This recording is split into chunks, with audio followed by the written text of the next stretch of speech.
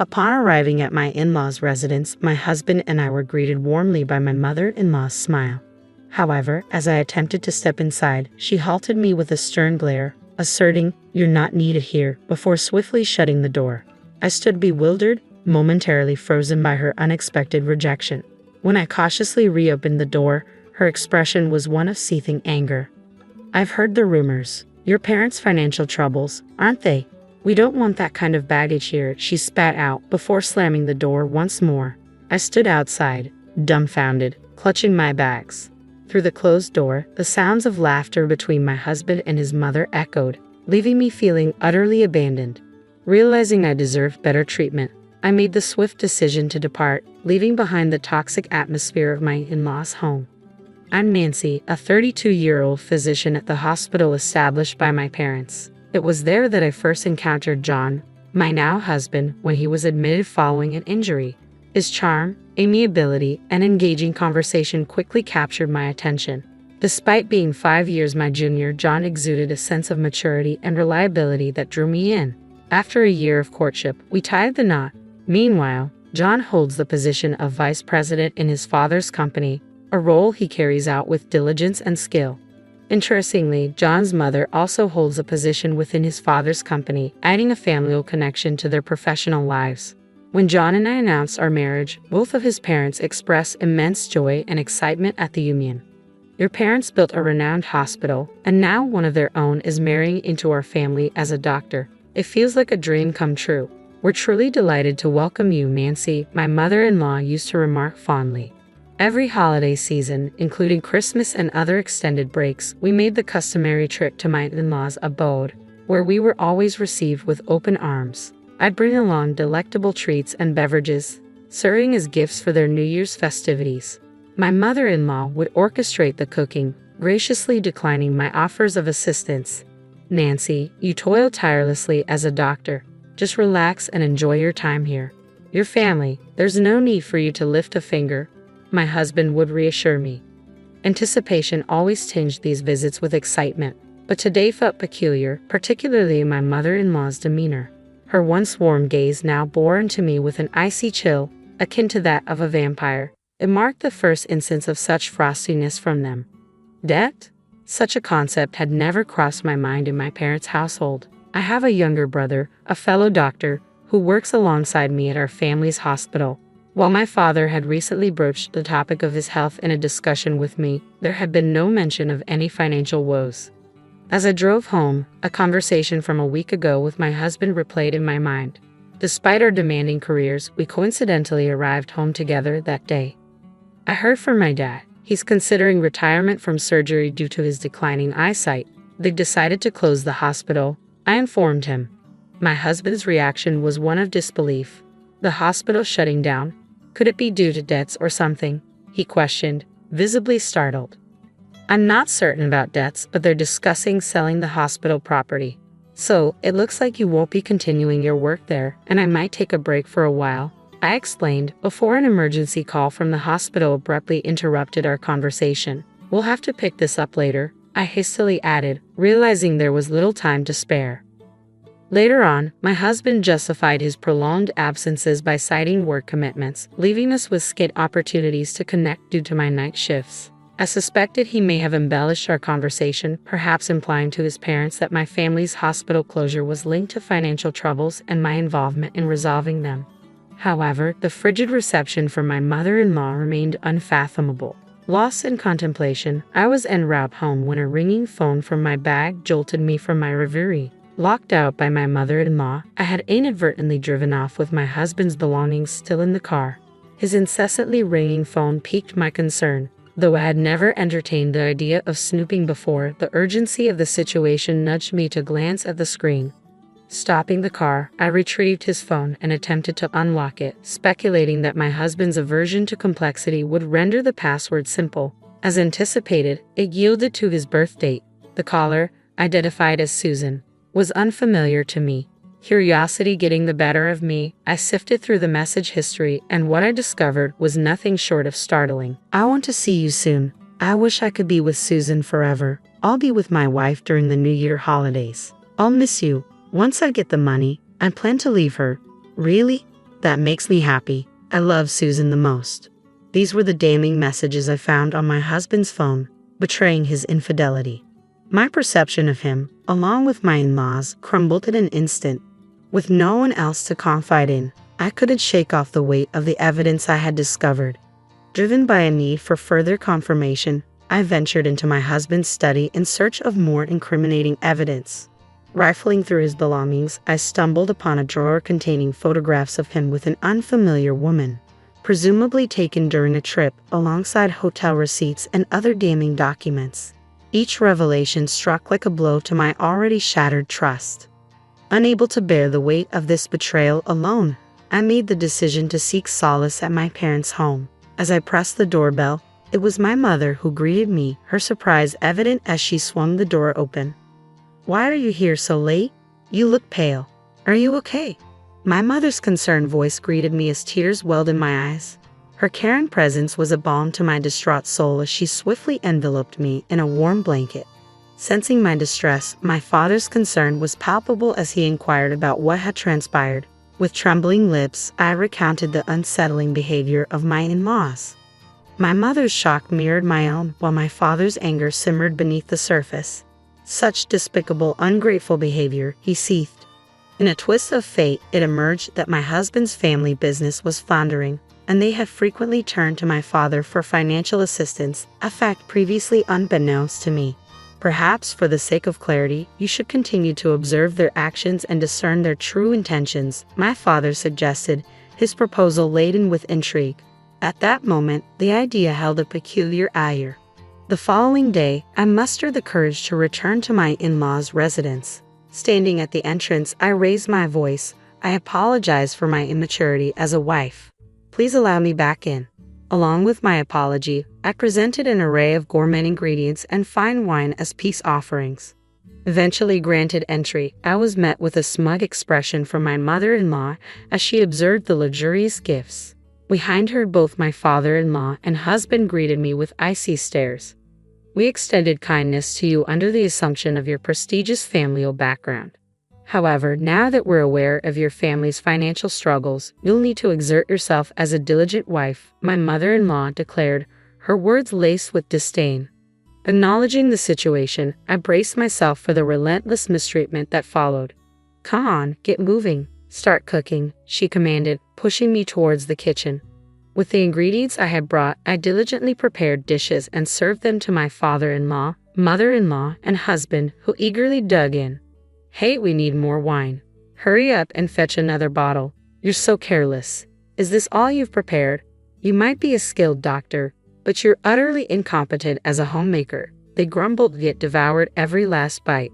As I attempted to join them for a meal, my mother-in-law abruptly slapped my hand, causing my fork to clatter to the floor. "What do you think you're doing, sitting here? Do you expect to dine with us? Housemaids eat in the kitchen.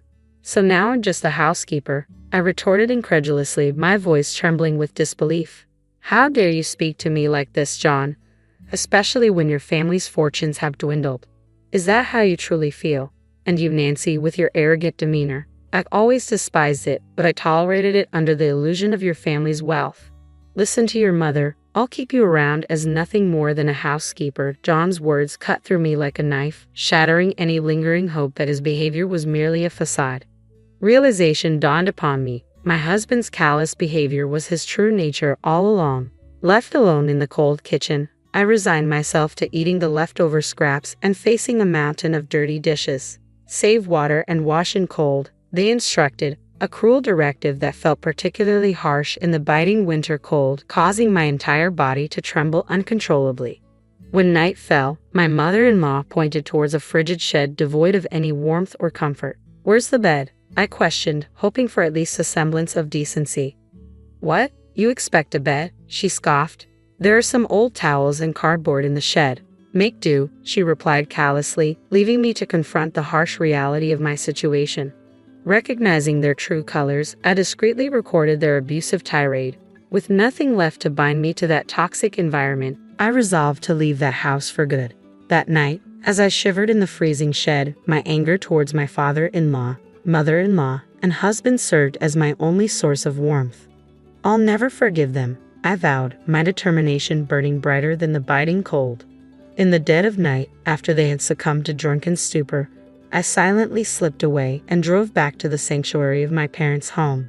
As I awoke to a new day and began packing my belongings, the door burst open, and my mother-in-law and husband barged in. Do you think you can simply abandon your duties without even preparing breakfast? How dare you leave your husband behind? Their accusatory glare sent a chill down my spine. It seemed my father-in-law was absent, but my husband and mother-in-law had no qualms about continuing their onslaught of disdain. I am finished with both of you, I declared, my voice trembling with resolve. How dare you speak back to your mother-in-law and husband? You were even more insufferable than I had imagined. If you wish for a divorce, so be it. But remember, if you initiate it, you will be the one paying compensation. Perhaps you can consider selling off the hospital's land. It should fetch a handsome sum. We'll take that, my father-in-law retorted coldly, his words dripping with malice. Though I had intended my words to be sarcastic, my husband merely smirked, believing he held the upper hand. To my dismay, he flung a paper in my direction. It was a pre-filled divorce application. If you refuse to comply with my demands, I will not hesitate to use this, he threatened, brandishing the document. Very well, this clarifies things for me, I replied calmly, though my heart was heavy with disappointment. What? Did you expect me to plead with you to stay, burdened with a hospital on the brink of bankruptcy and drowning in debt? I have no choice but to hold on to you, isn't that right? My husband's misconception of my intentions left me speechless. While it's true that my father retired and closed down the current hospital, we have plans to relocate to a new facility near the train station. Both my brother and I will continue our work there, with me serving as the director. Contrary to what you may have heard, we are far from being in debt. In fact, we possess more than enough assets to sustain us comfortably, I explained calmly, watching as my husband and mother-in-law's faces drained of color. This cannot be true. You deceived me, my husband stammered, his voice tinged with disbelief.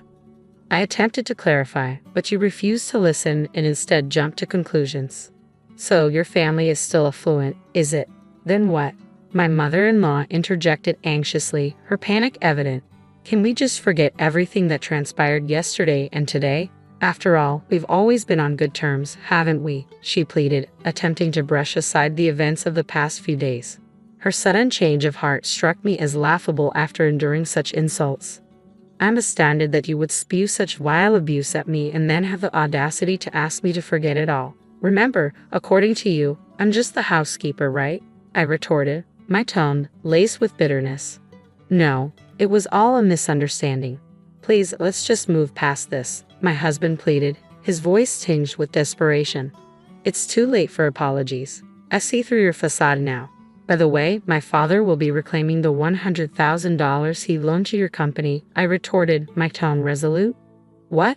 How did you find out about that? We don't have that kind of money, my husband exclaimed, panic creeping into his voice as he realized the magnitude of his error.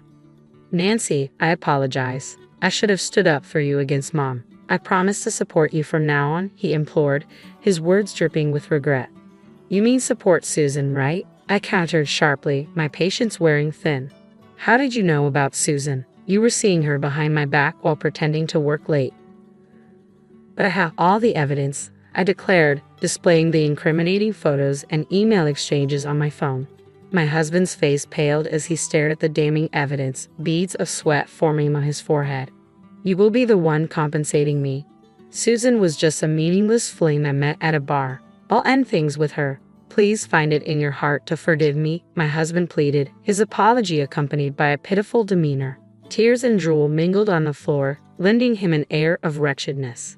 But that wasn't the end of it. I presented him with a photo of a life insurance policy taken out in my name and a detailed pamphlet on car maintenance, conspicuously highlighting a section regarding brake tampering. Not only did you covet my family's wealth, but you also plotted against my life. I've already informed the authorities, so your threats hold no sway over me anymore, I stated firmly, my resolve unwavering. My company is in dire straits. I need the money. Please, I beg you to help me, he pleaded desperately. Don't be absurd. From now on, all communication will be conducted through our lawyers. I never want to lay eyes on you again, I retorted coldly. As he lunged towards me, my father and brother emerged from the back room, swiftly restraining him.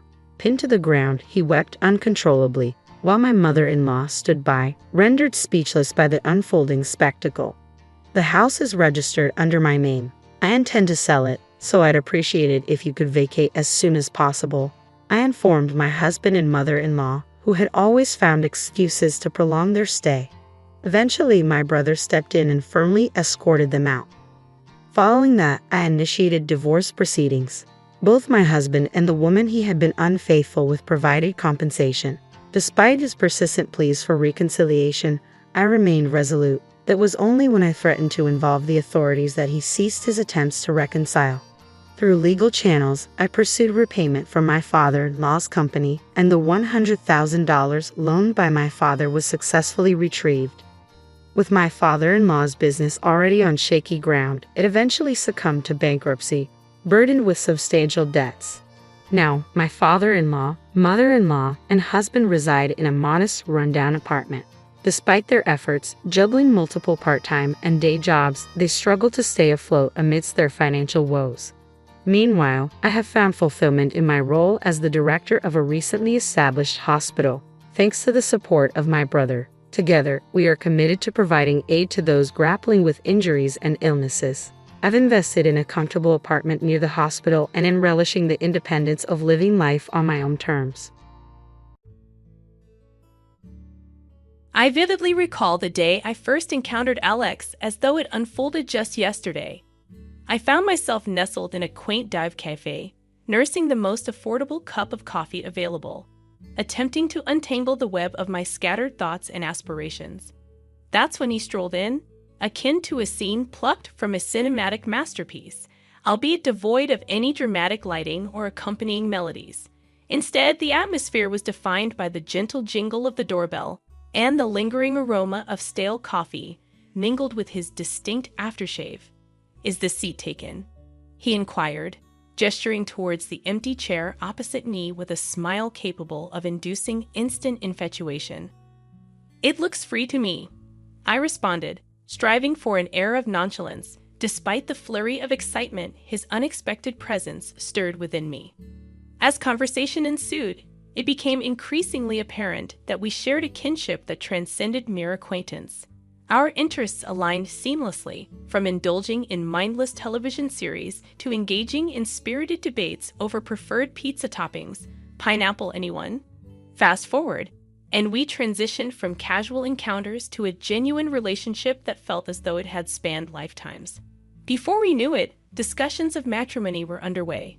Yet, amidst the burgeoning romance, the specter of drama loomed. Alex's parents, a force to be reckoned with, greeted me with thinly veiled scrutiny upon our initial encounter. Their smiles, though ostensibly welcoming, betrayed an underlying assessment of my worthiness. "So, you're the girl Alex can't stop talking about," his mother remarked, her tone tinged with a coldness that sent shivers down my spine. "Guilty as charged," I retorted, masking any semblance of insecurity. However, their insistence on a prenuptial agreement struck a discordant note. While I harbored no ulterior motives, the notion of such a contract felt inherently distrustful. "I'll sign your prenup," I acquiesced, "but under one condition. If infidelity rears its ugly head, the transgressor foots the bill, $100,000.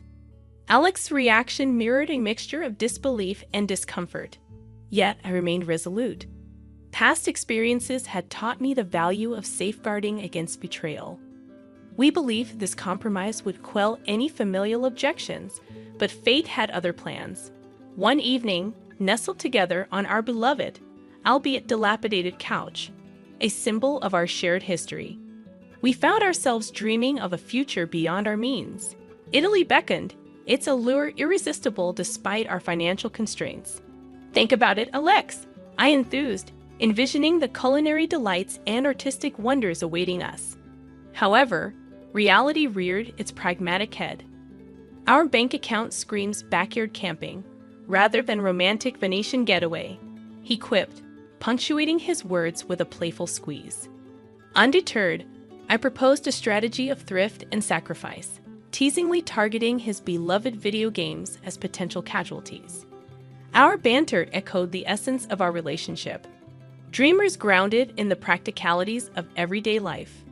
In the midst of mundane chores and playful banter, the topic of starting a family surfaced, a prospect both exhilarating and daunting. "Emily, we need to talk about starting a family," Alex broached, his voice tinged with uncertainty. The weight of the conversation hung in the air as we navigated the uncertain terrain of parenthood, finding solace in the unwavering her presence casting a shadow over the room.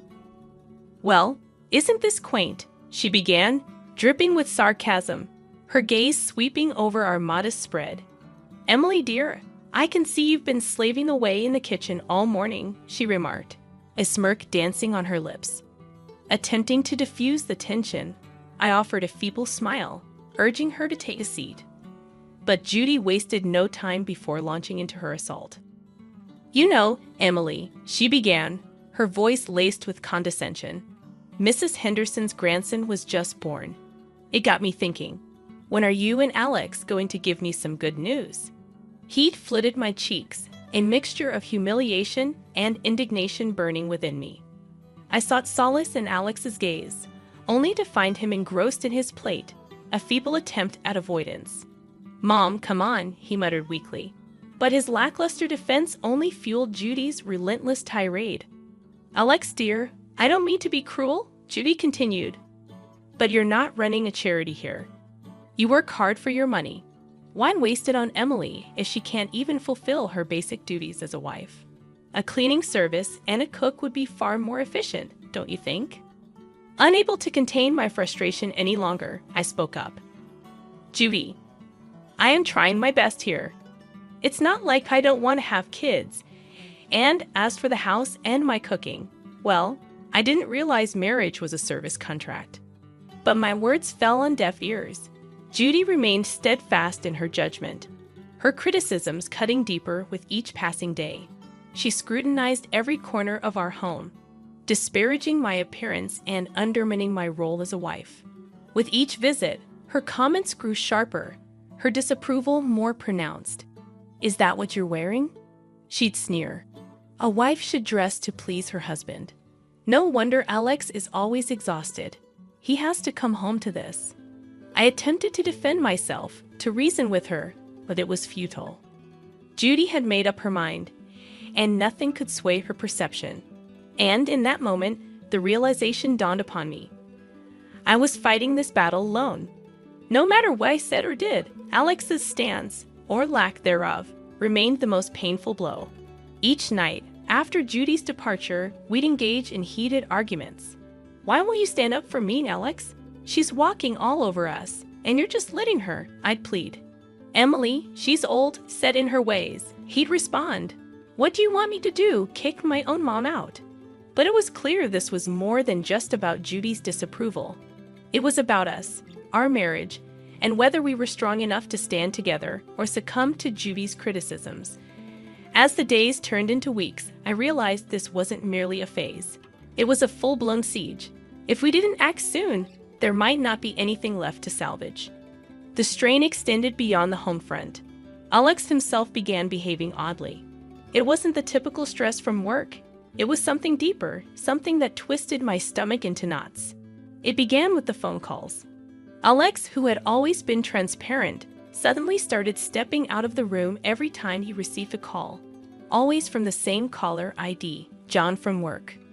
One evening, trying to keep my voice casual, I asked, "Who's John from work?"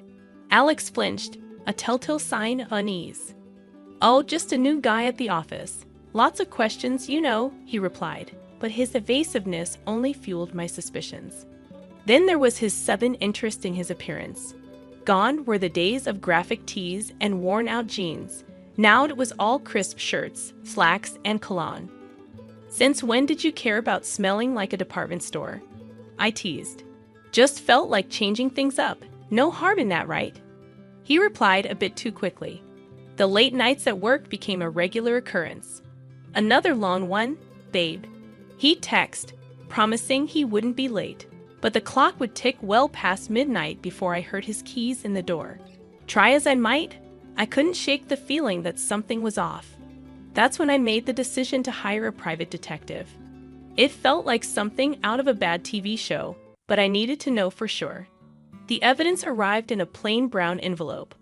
Photos of Alex with another woman, their intimacy undeniable, their conversations captured in a recording, leaving no room for doubt.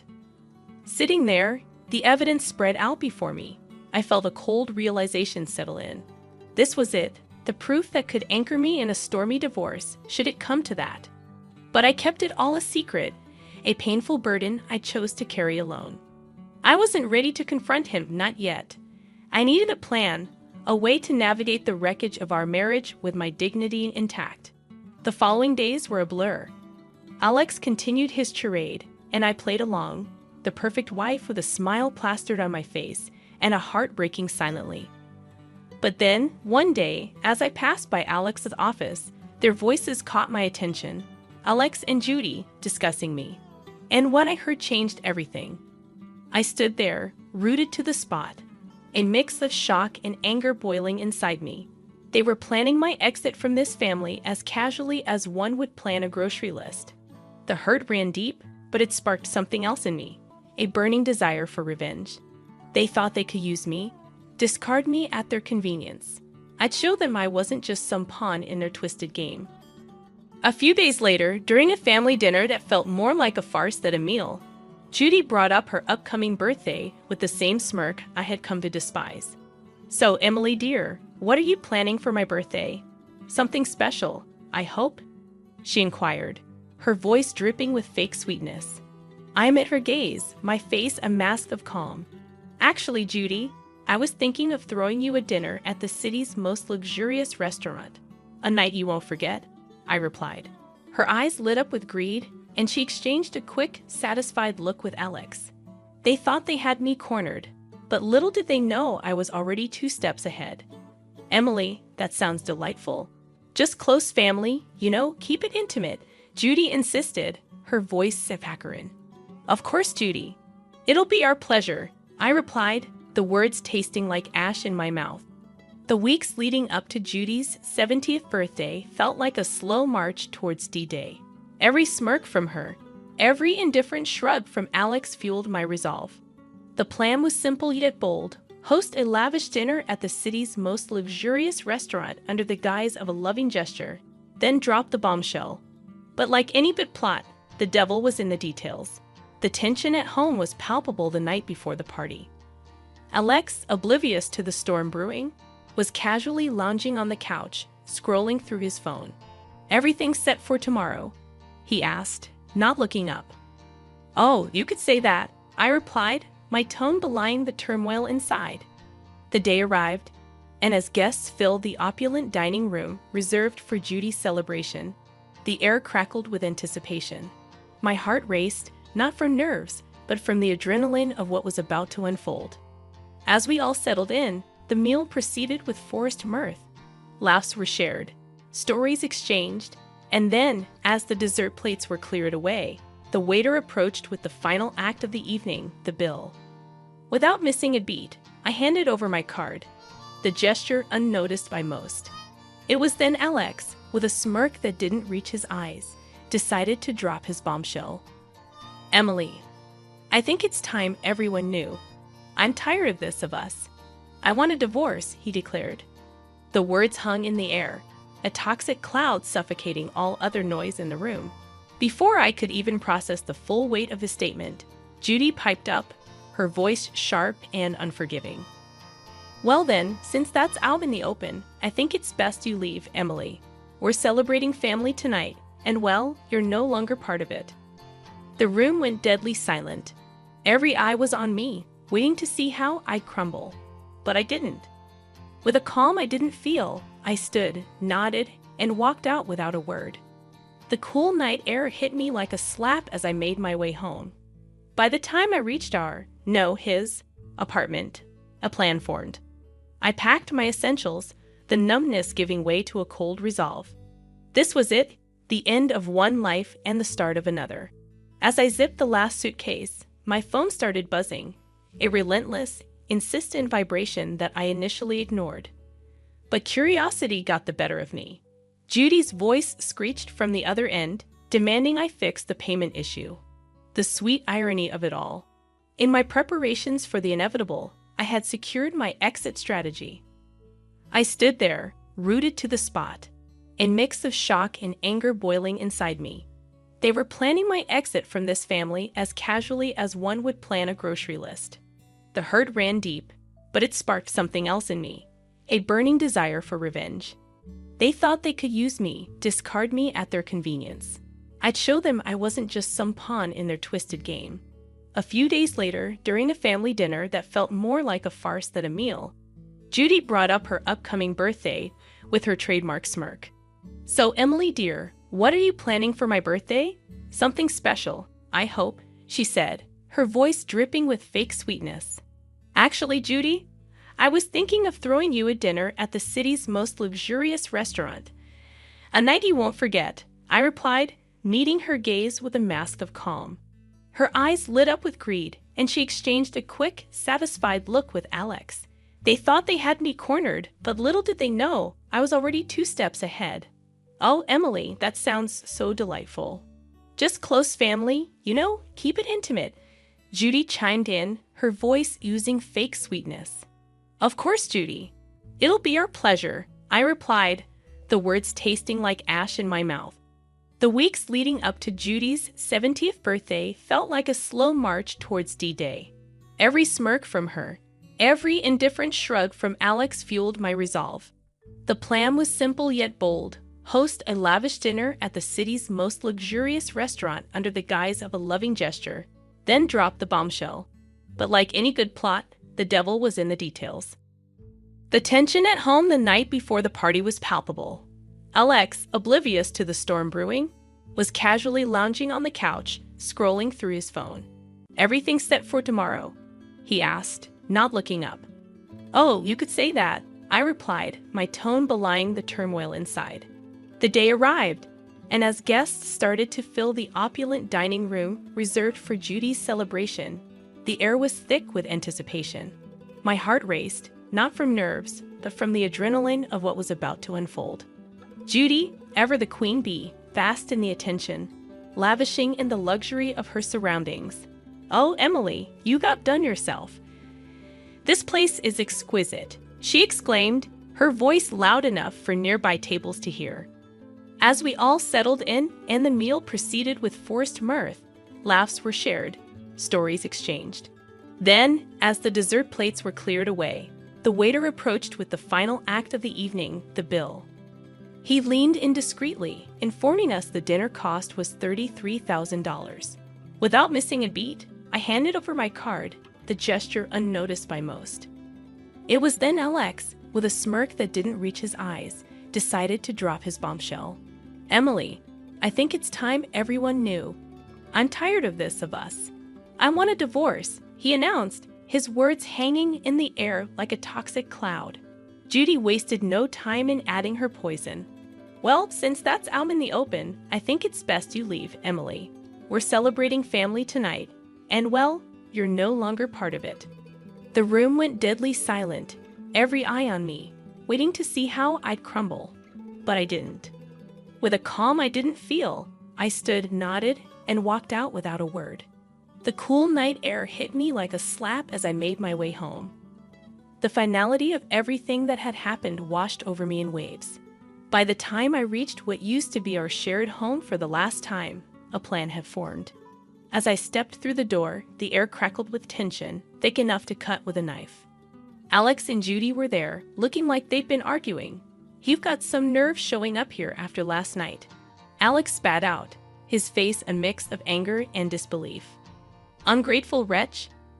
You've embarrassed us in front of the whole city," Judy added, her voice sharp and unforgiving.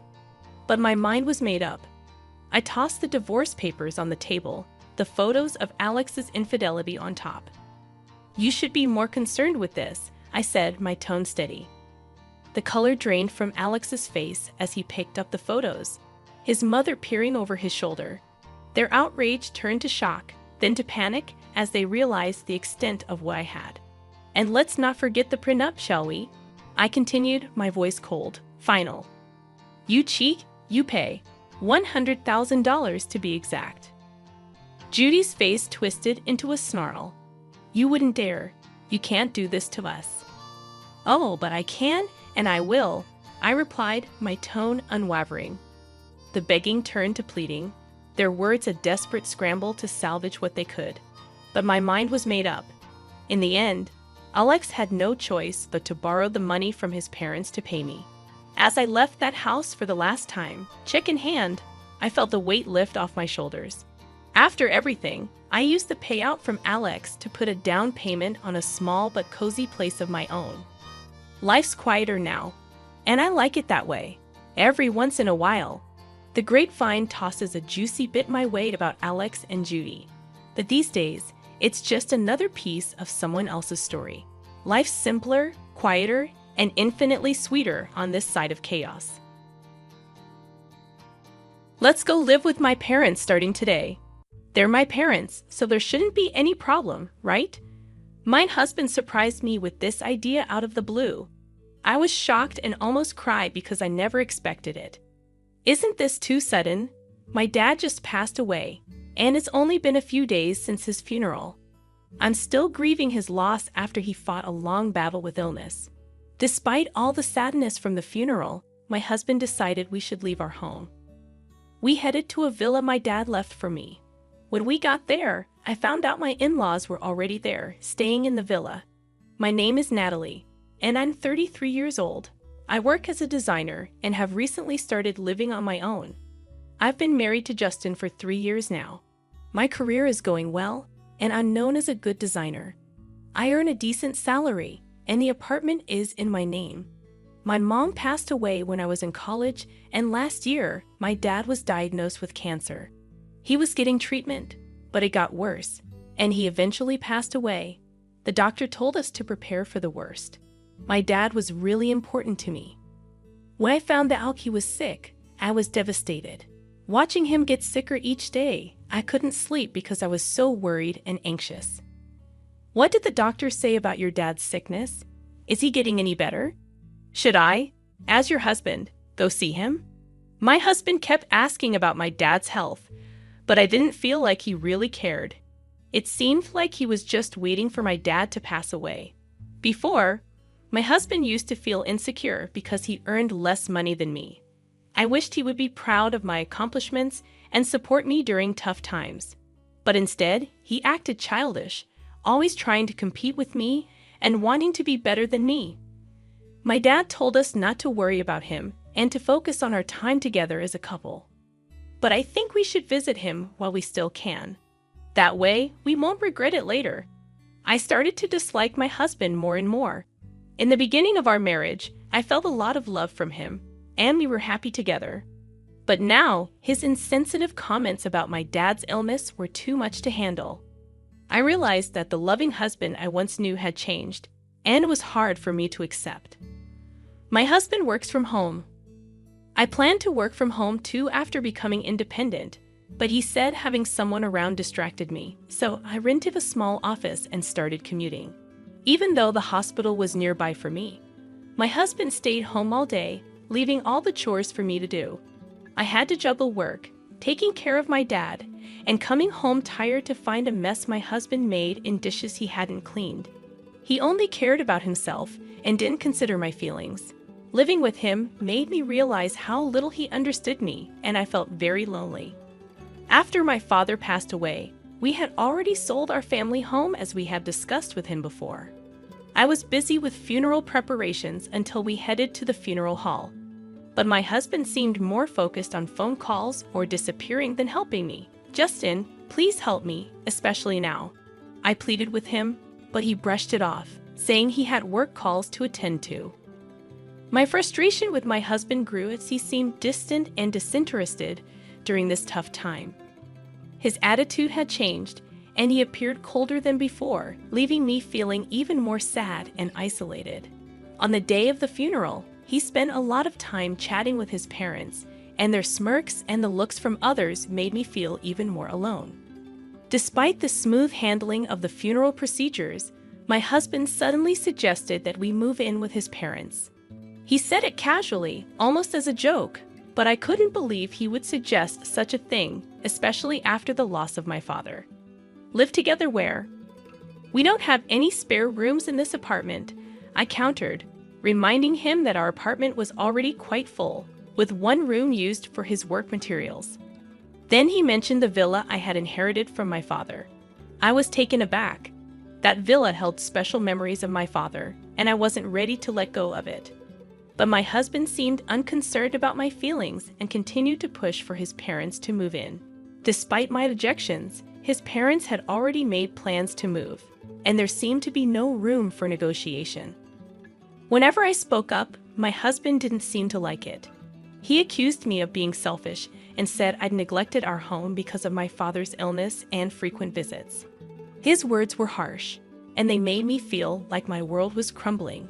Now that your father is gone, you need to listen to me, he said coldly. He complained that my father's illness had dragged on for too long and that it had been hard on him too. His lack of empathy for my father and me hurt deeply. I remembered how much pain my father had endured during his illness, and I knew he wouldn't have wanted me to just do whatever my husband said. At that moment, any love I had for my husband seemed to disappear. It hurt even more to realize that my husband was more focused on getting the villa than grieving my father's death. Despite my warnings, my husband was determined to move his parents into the villa. I decided to go along with it, but I couldn't hide my sadness. I packed only the essentials and left our home, telling my husband I would come back for the rest later. I couldn't bear to exchange any more words with him. It was painful to see my in-laws moving into the villa, seemingly without any consideration for my feelings. But I followed my husband silently, refusing to accept that my special place would be taken over by his selfish desires. Even though it's technically called a villa, it's just a regular house by the sea, located in a normal neighborhood where people lead ordinary lives. But it's conveniently close to the city center, and the land it sits on is valuable. As I stepped out of the train station, memories of my childhood flooded back. I remembered when my mother was still alive, and after I fell asleep on the train, my father would carry me home on his back. The sight of the familiar scenery brought back those bittersweet memories. When we got to the villa, my in-laws were already there.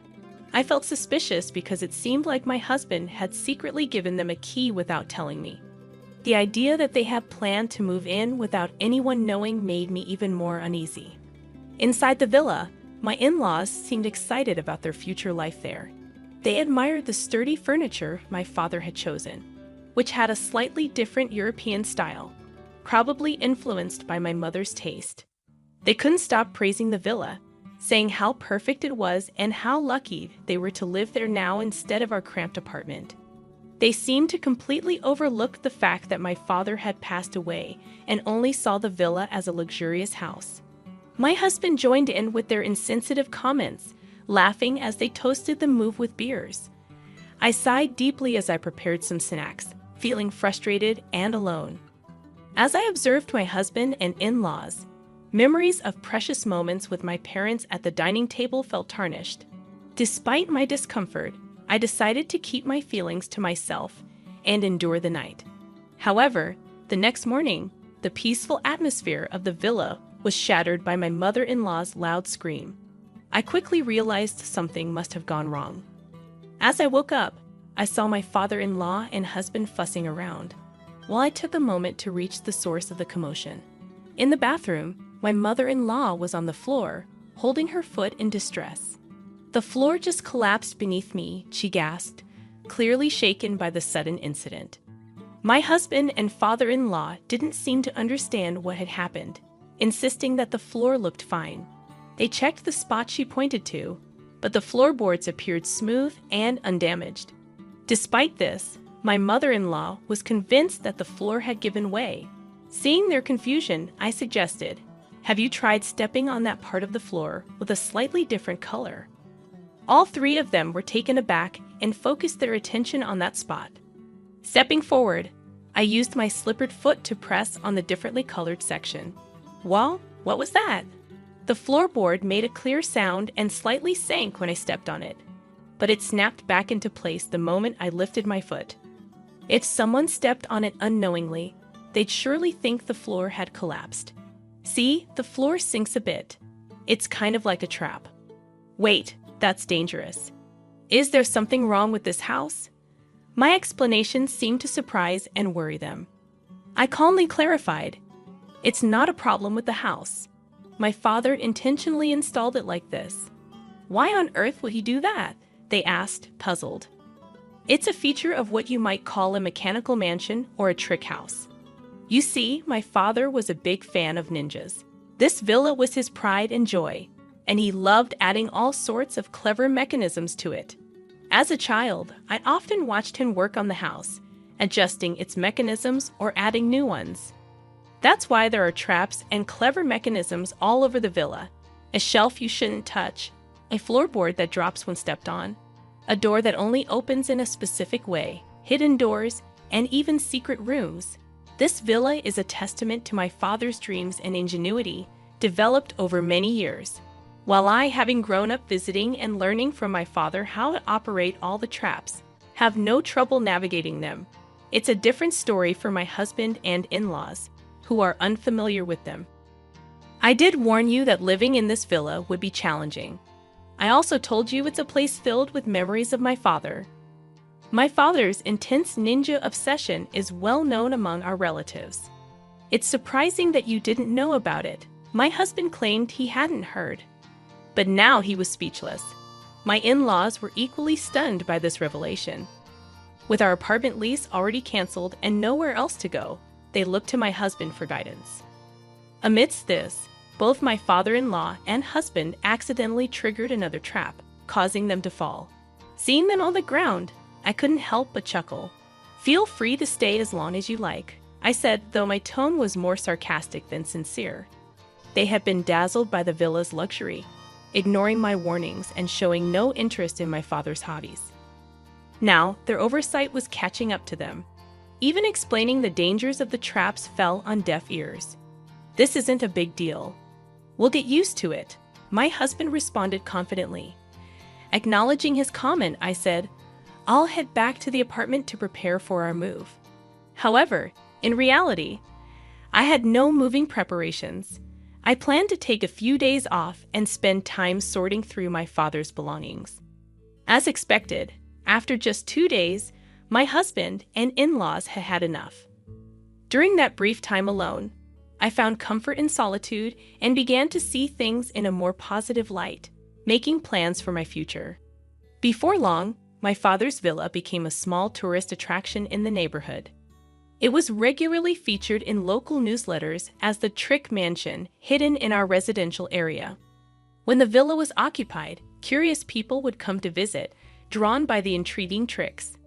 Looking back, I remembered seeing strangers touring the villa and local kids playing around, making it a lively spot. My father had listed both the villas and our old home's phone numbers in the newsletters. However, since our family home was sold and it's numbered inactive, all the inquiries came to the villa's number. Thanks to my upbringing, I was able to handle calls from foreign visitors who didn't speak our language, but my husband and in-laws couldn't understand foreign languages at all. On top of dealing with the stress of constantly worrying about the traps, they were also overwhelmed by unexpected visitors and handling calls in languages they didn't understand.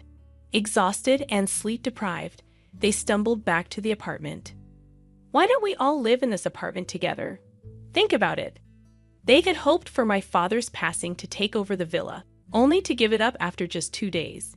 Instead of offering them tea, I handed my husband the divorce papers, already filled out and stamped.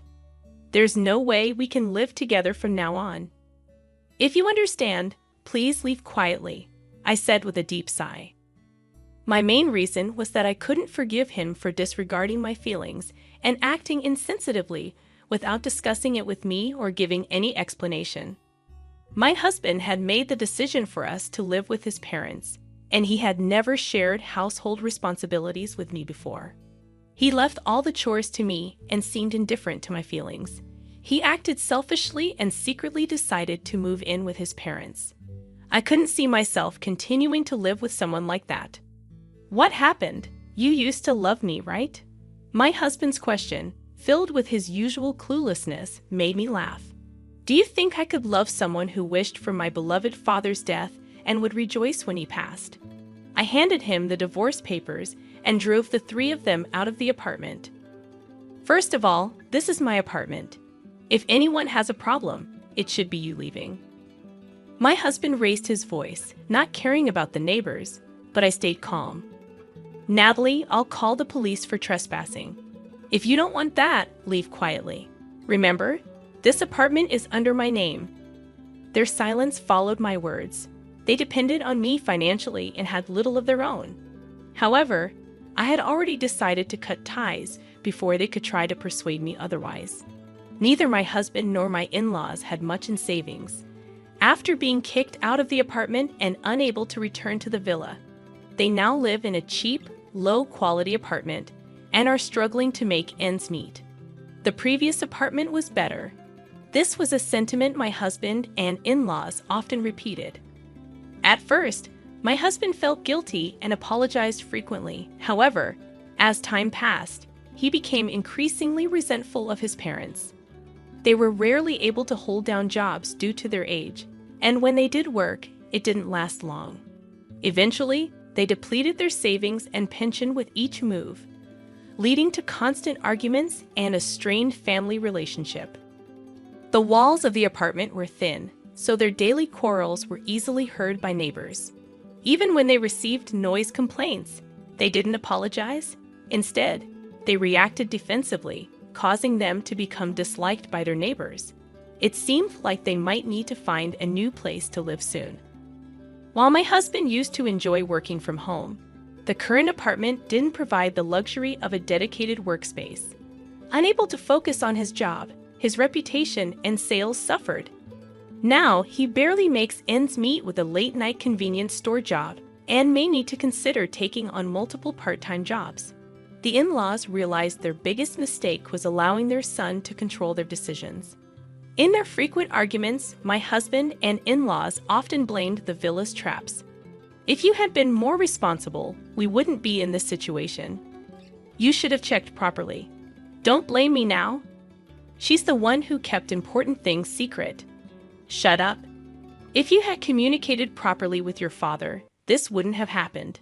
I never imagined we'd end up like this because of our son. Yet they had always wished to inherit the villa and were overjoyed when my father passed away. I will never forget that. After the divorce, I made significant strides in my career as a designer.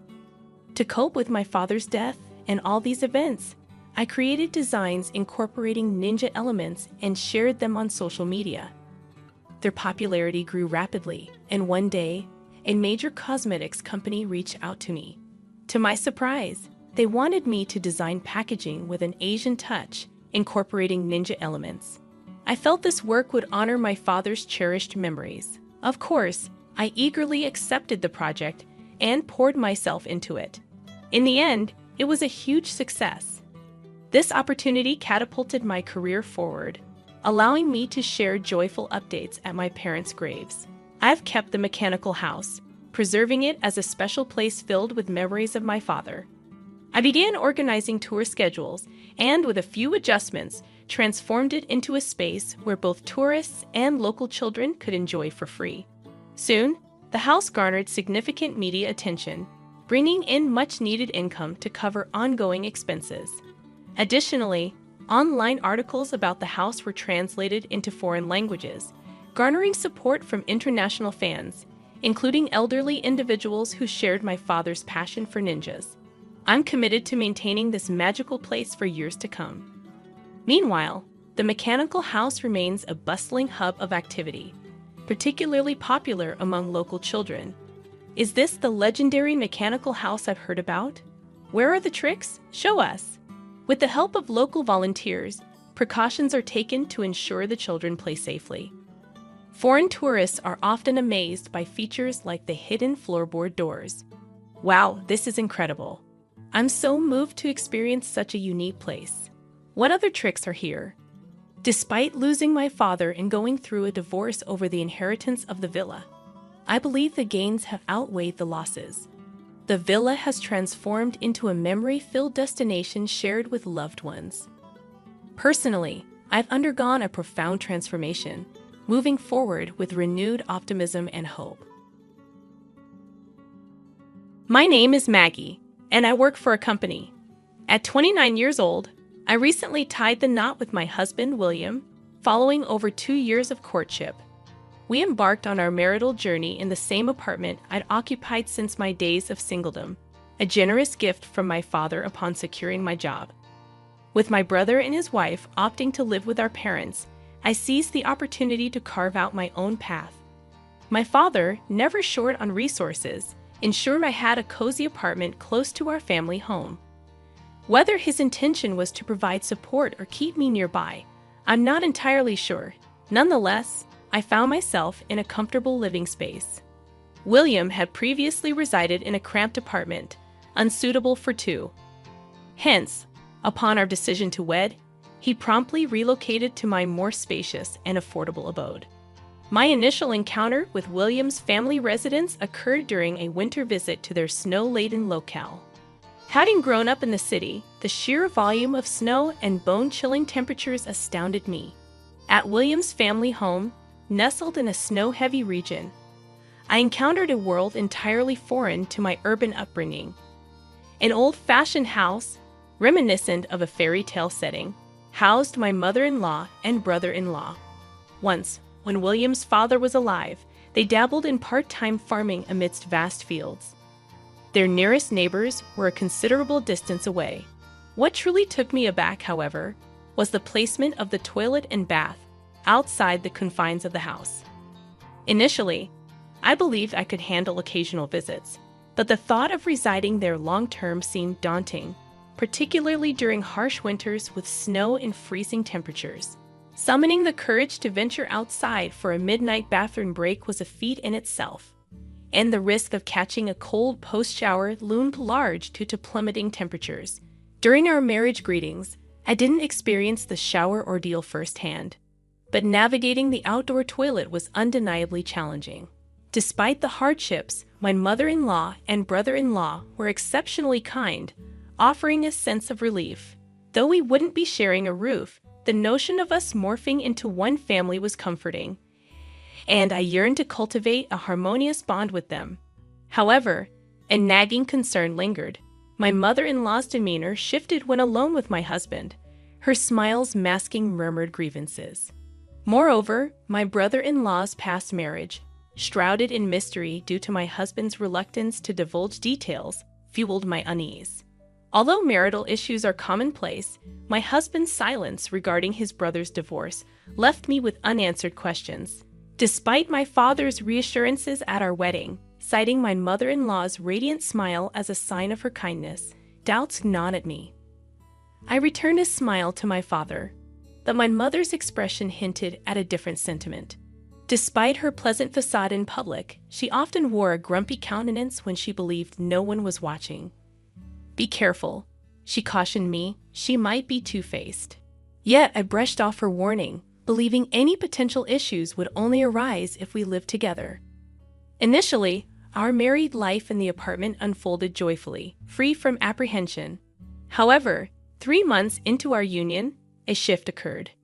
My husband gradually began shirking household responsibilities, unilaterally making decisions. Despite our agreement to share chores, he started to slack off. Initially, he'd assist with tasks like cleaning the bathroom or preparing dinner when I returned late from work. Yet, his willingness waned, leaving me burdened with these duties alone. Sometimes, his impatience would surface, demanding dinner hastily as he claimed fatigue from his own workday. My frustration mounted not just from the workload, but also from his unilateral decisions. Perhaps there were warning signs before marriage, but I had mistaken them for signs of decisiveness and reliability. Soon after our wedding, furniture and a sofa mysteriously arrived at our doorstep, leaving me bewildered. When questioned, my husband casually remarked, "I don't feel the current vibe of this room suits me," with a smile. So I contemplated the idea of replacing the furniture with pieces that suited my taste. However, my husband had different plans.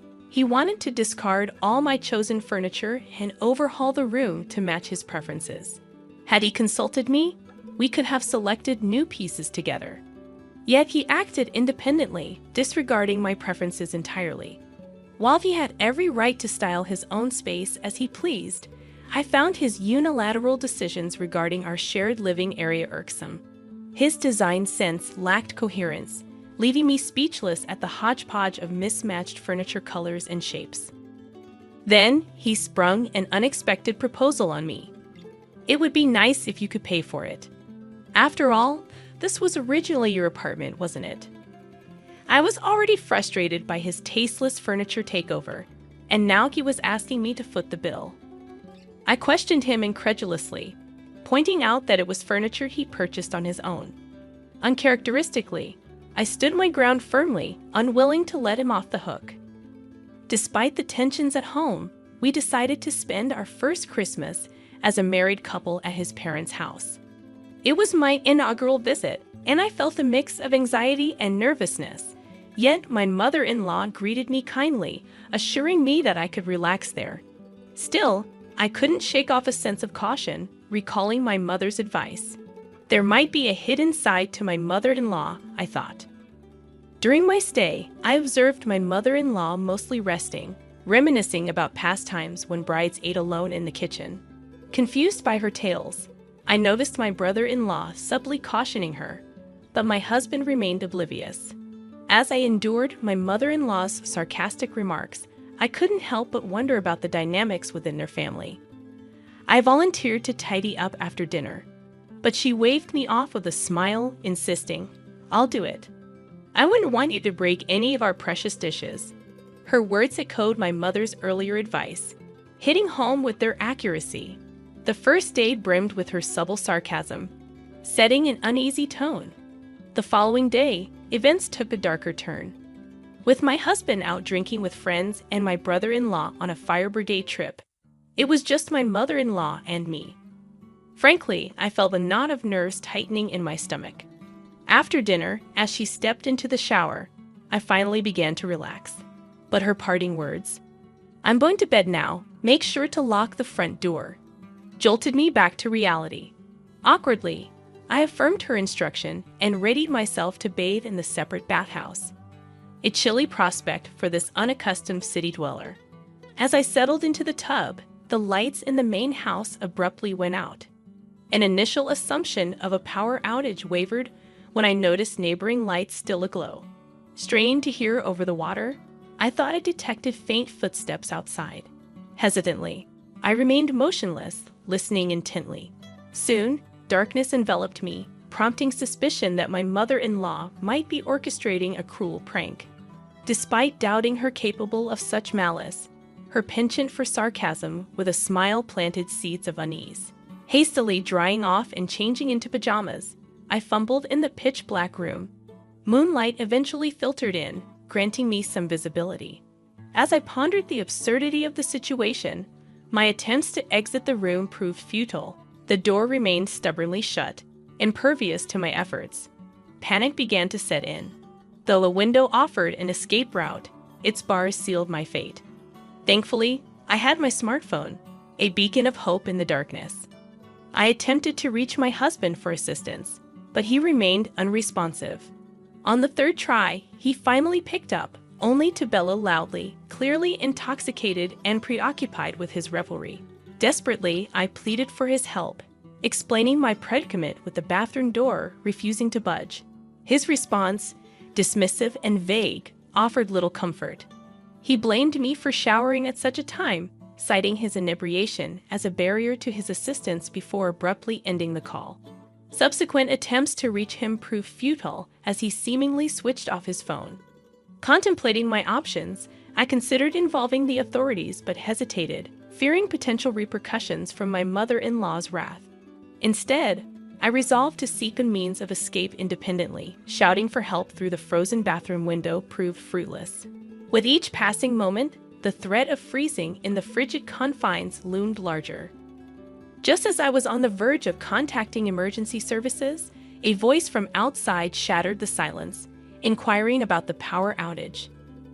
Relief flooded over me as I realized someone was attempting to assist. With gentle knocking, the door finally yielded, granting me freedom. Profoundly grateful, I thanked the elderly neighbor who had come to my aid. His muttered comment about my mother-in-law's habitual behavior added a somber note to the situation. Guided to safety at the neighbor's house, I was met with surprise from his wife. After the neighbor explained the ordeal, she welcomed me warmly, offering solace in the form of a blanket. It was a small comfort in the face of the unsettling events of the evening. Clad only in pajamas, I found solace in a cup of warm tea graciously offered by the elderly neighbor once my nerves had settled. It was then that the old man disclosed unsettling tales of my mother-in-law's history of tormenting her daughters-in-law. "Your mother-in-law has a habit of bullying her son's wives," he explained gravely. "She's locked several in the bath before. The wife of the eldest son suffered multiple incidents and eventually left the house. Even your husband's previous fiancé fell victim to her schemes." As the old couple recounted, they had noticed the bathroom light shining in the darkness, prompting their intervention. Aware of our marriage, they expressed concern that my mother-in-law might repeat her past behavior. With the hour growing late and the main house securely locked, I opted to spend the night with the neighbors. Awakening to the sound of an ambulance siren the next morning, I peered out the window to witness its arrival at my in-laws' house. My husband stood frozen by the detached bathroom, his expression tense. I hurried towards the commotion, fearing the worst. Perhaps my husband had mistaken my absence for an emergency and summoned help. However, the reality that unfolded was far more surreal. My husband, upon seeing me, erupted in accusations, questioning why his mother lay motionless in the bathroom. Stunned by his words, I cautiously approached the scene, peering into the bathroom to witness a figure lying prone on the floor. Relief washed over me as the woman stirred, indicating that her condition was not critical. It was my mother-in-law, her features unmistakable even in the dim light. I couldn't comprehend why she lay there, motionless. A paramedic explained that she had likely slipped on soap, losing consciousness from the impact. My panic during the blackout may have caused me to scatter items like soap, which remained unnoticed in the darkness. In the early morning, my mother-in-law might have entered the bathroom to check on me, only to slip and fall due to the soap. As she was carried past on a stretcher, her stern glare bore into me. Later, when my husband was transported to the hospital, the neighbors offered their relief that I remained unharmed. They saw it as divine retribution for the hardships I faced as a daughter-in-law.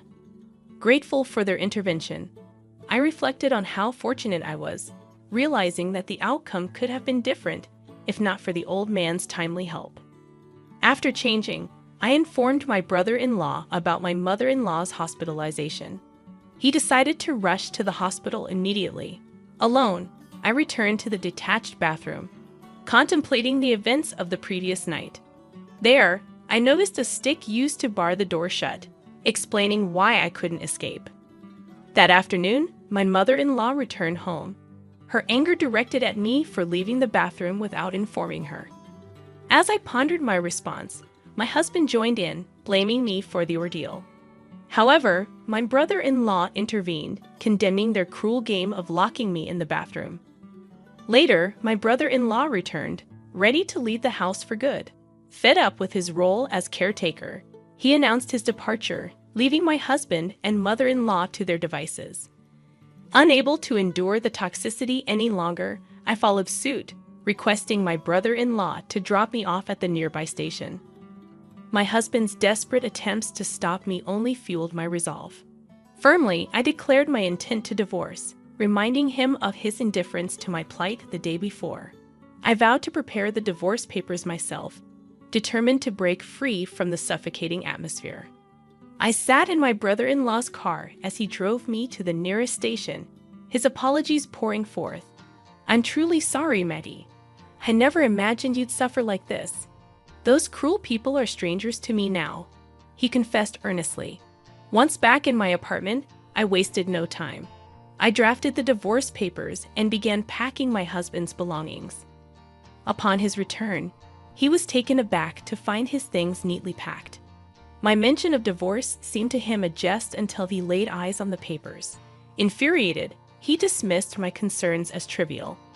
Realizing further conversation was futile, I quietly handed him the documents. Reluctantly, he signed them, and just like that, he was gone. However, it became evident that he lacked the means to secure another place to stay. Throughout our marriage, he had been reliant on my income, often squandering his own and accumulating debt. Initially crashing with a coworker, even that support dwindled over time, leaving him isolated and jobless.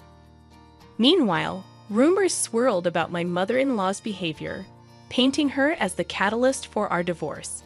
She, too, faced solitude and financial strain, abandoned by both family and neighbors. With my brother-in-law also gone, she struggled to make ends meet on her pension, isolated in the countryside without any assistance. In the aftermath of the divorce, I rid my home of the garish furniture my husband had chosen, embracing a fresh start with pieces of my own preference.